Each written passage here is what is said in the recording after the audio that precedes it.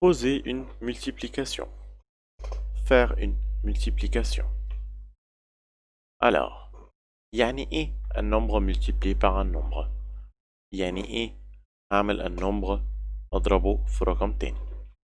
طيب، la multiplication est l'une des 4 opérations de l'arithmétique élémentaire, avec l'addition, la soustraction et la division. Cette opération est souvent notée avec la croix de multiplication x, mais peut aussi être notée par d'autres symboles, par exemple le point. يعني مثلا أقول لك 3 fois 3 est égal à 9. بدل ما اكتب المرة دي فوا بالشكل اللي احنا متعودين عليه دايما اللي هو الاكس زي ما عندنا في الاكزامبل هنا، نو هكتبها 3.3 اللي هي بالظبط 3 fois 3 est égal à 9. طيب، يعني ايه الكلام بس اللي انا قريته ده؟ هو بيقول ان la multiplication est l'une des 4 opérations، هي عملية من الأربع عمليات اللي بنستخدمها عامة في المات، اللي هما l'addition، السوستراكسيون والديفيزيون. وزي ما قلنا ساعات بتتكتب par la croix de la multiplication، بتتكتب بشكل x كده اهو، mais peut être aussi noté par d'autres symboles، par exemple le point اللي هو زي عندنا في الاكزامبل ده. طيب، هنبدأ نشرح المultiplication.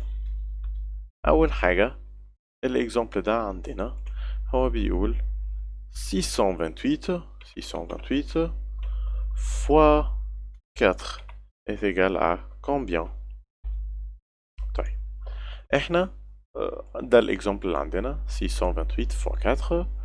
هنكتب الارقام دي بالشكل ده. هنكتب le premier chiffre، بعد كده هنكتب تحته le deuxième chiffre. Question qui se répète plusieurs fois. Est-ce que c'est nécessaire d'écrire بالشكل ده بالظبط، يعني des unités تحت les unités، de respecter chaque rang? Non, c'est pas nécessaire. طب quand est-ce que ça c'est nécessaire? C'est nécessaire dans le cas de division، dans le cas de soustraction ou l'addition. لما بنيجي نعمل addition لازم c'est nécessaire d'écrire الرقم بتاع الunité تحت الunité، الديزان تحت الديزان، السنتين تحت السنتين. mais في المultiplication non, c'est pas nécessaire.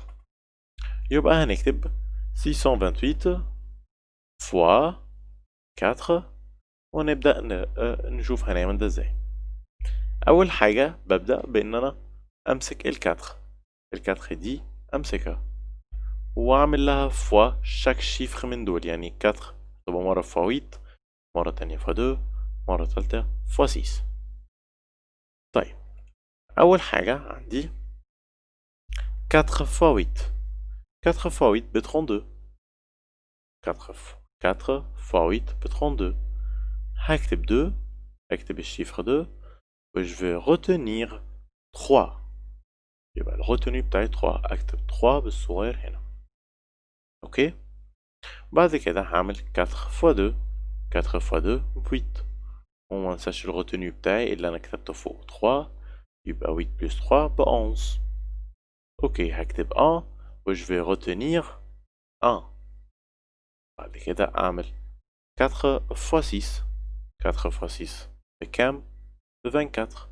والروتوني بتاعي 1 يبقى 25، يبقى هتبقى 2512. هي دي الريبونس بتاعتي للسؤال ده اللي هو 628 فوا 4. طيب، ناخد اكزامبل تاني، والاكزامبل ده عندنا بقى حاجة جديدة. لما هنيجي نعمل أو السؤال بيقول عندنا 208 فوا 24 est égal à combien؟ est égal à combien؟ طيب، هنعمل زي ما عملنا في أول example، هنكتب بالشكل ده 208 فوا 24، وهنعمل برضو زي ما عملنا في الأول، هنمسك ال4 ونعمل 4 فوا 8، 4 فوا 8 32. يبقى هكتب 2 و je vais retenir 3. أنا بفضل إن أنا أعمل الروتينيو بتاعي على إيدي، مش أكتبه زي ما عملنا في الإكزامبل الأولاني، علشان لما يكون الأرقام عندي كبيرة محتاجش أكتب كتير. طيب، الروتيني بتاعي 3. بعد كده أعمل 4 fois 0 ب0 plus 3 الروتيني بتاعي أكتب 3. وآخر حاجة عندي 4 fois 2 ب 8. أوكي كده احنا تمام خلصنا الكادر. بس هل احنا خلصنا المultiplication notre opération؟ Non. ليه؟ parce que moi j'ai écrit le 4. أنا كتبت ال 4 خلاص ولسه ما جتش جنب ال 2. طيب هاجي امسك ال 2 بس قبل ما ابدا احسب ال 2 هاخد بالي كويس قوي il y a un chiffre avant le 2 اللي هو ال 4. Dès que moi je trouve qu'il y a un chiffre avant le nombre que je vais multiplier avec لما لقيت 4 في قبل 2 احط 0 زي ما انا محطوط 0 هنا واعمل multiplication عادي جدا. 2 fois 8 ب 16 يبقى هكتب 6 والريتونيو بتاعي 1. أعمل 2 fois 0 ب 0 والريتونيو بتاعي 1 يبقى هكتب 1. وفي الآخر عندي 2 fois 2 ب 4.